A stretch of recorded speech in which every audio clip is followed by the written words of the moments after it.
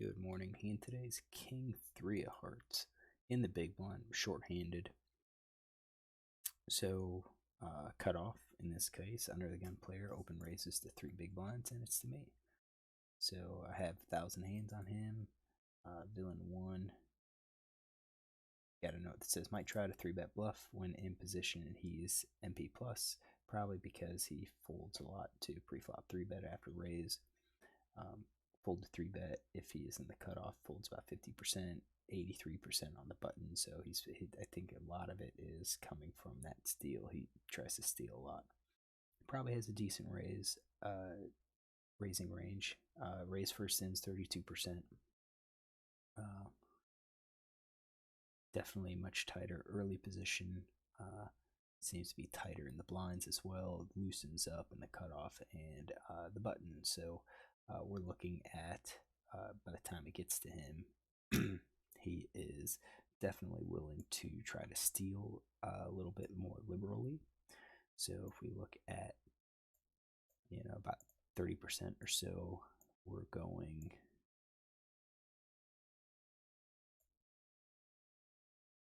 something like this. That's a pretty big range. And it's probably justified. Maybe have some of these offsuit kings. Maybe he doesn't have ace 2, ace 3. Maybe doesn't have like king 10, queen 10, but I think that's pretty good range. And now it's on us. We're dealing with a player that is definitely capable of raising. So you can see that our 3-bet stat is going to be much tighter. We could maybe raise a little bit more as a bluff, add in a few more hands if we think this is a steal. If we think this is a steal, I have a calling range here that looks something like that. So you can kind of see that I don't think the hand that I actually have is in this range, because I think I just assumed he was going to be much wider. And I think this is where we can kind of look at our raise for our 3-bet stat and say we could add in more hands as bluffs, including possibly some of those kings. But we're gonna go with this. I know that I don't have it in the hand, and just say we're gonna assume he's not under a steal opportunity. That this is a range that he's playing. So I called, because all of these are calling hands. So I've got 9.35. Going to be a tight range. Villain's going to have a pretty wide range. It's at 33.9. He has 450 combos. And, when we look at his stats, we figure he's going to be c-betting a bit.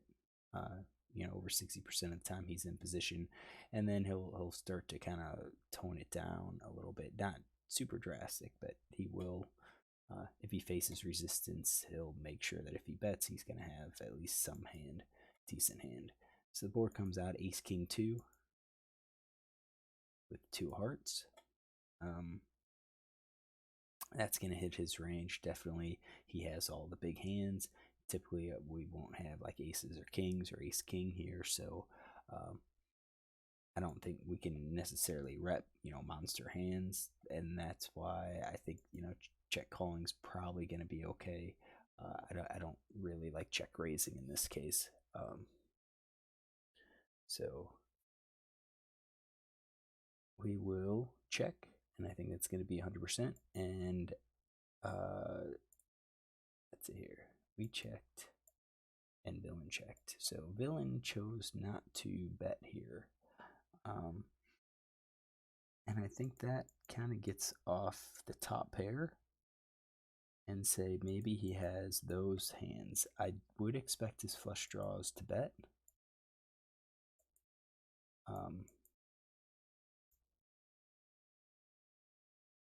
Not quite sure if a gut shot, 2-card gut shot.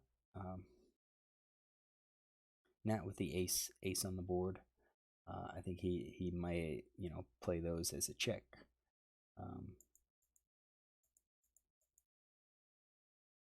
I think we already had flush draws excluded, so maybe something like that. is what he's going to check. So we still have 100% of our range here. Oops. All right, let's get this. Ace of spades, king of spades, and two of hearts. So let's fix that. So we're at 42. He's at 48 or 58. So their flop range then is this 54.9%. He has 201 combos. We still have 100% of our range in here. I think that check is telling. It's not a. He doesn't really like his hand as much. I'm just at least aware that I could easily have an ace. He could have ace queen, ace jack, and still playing it. But it's I don't have any flop stats, so he missed his c bet here. All right, turns 5 spades. That can hit my range. So if we had check called, definitely that spade could have connected with us. But I would assume that villain would have bet his spade draws. So at this point, I think I am ahead. I think I am ahead here. So the question is, what do I do? What do I bet to try to get some value out of hands? I kind of think we're going to be betting a flush. I think we bet the flush for value. I think the queen of spades. If he has queen jack offsuit, I think he could call with those. I think maybe smaller spades could call. So if he had let's say the 9-8 or 8-7 of spades, or maybe even the 10-8 of spades, I think he could call. So I think we're going to be betting flush for values. I think we probably don't want to bet a set. I think we want to leave a set in our checking range here. Definitely check calling range. I think a top pair could be in a check calling range. I think our nut flush draw we could bet here.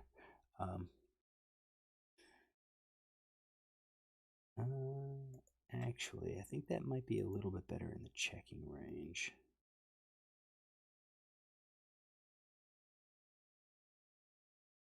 Let's get these out of here. Flush draws. So we're about even for our leads here. I almost want to think maybe we have to fire out the gut shot as well, or just no made hands, just complete bluffs. Weak pair, threes and fours. And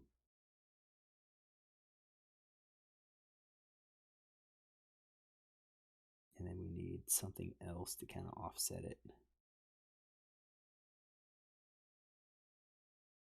Maybe top pair.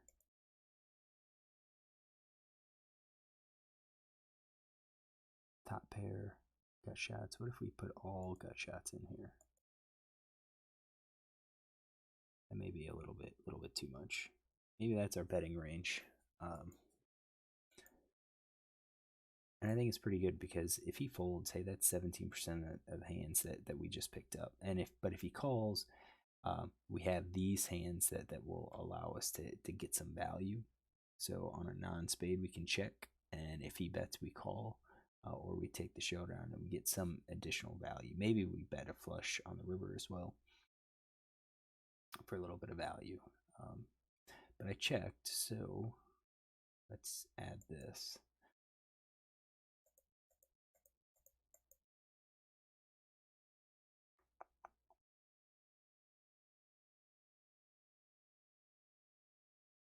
I could have a gut shot if it's part of our weak flush.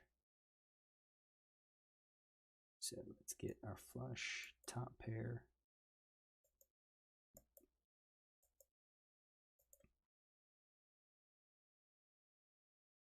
There we go, that's my checking range. And then he checks again. So at this point, I think, again, I kind of think setting two pair would be betting. Try to get some value. I think middle pair might try to bet. So pocket pair below the second card. Maybe it's just going to check here. All of those. I think nut flush draw would have bet.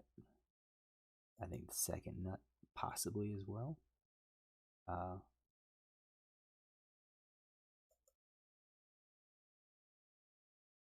so we're going to say that. So you can see we're still ahead. We're still ahead. So turn range there, percentage, this is 60.6. He has 120 combos. We have 62.3%. We have 66 combos, so we definitely have the edge here. Six of clubs comes out.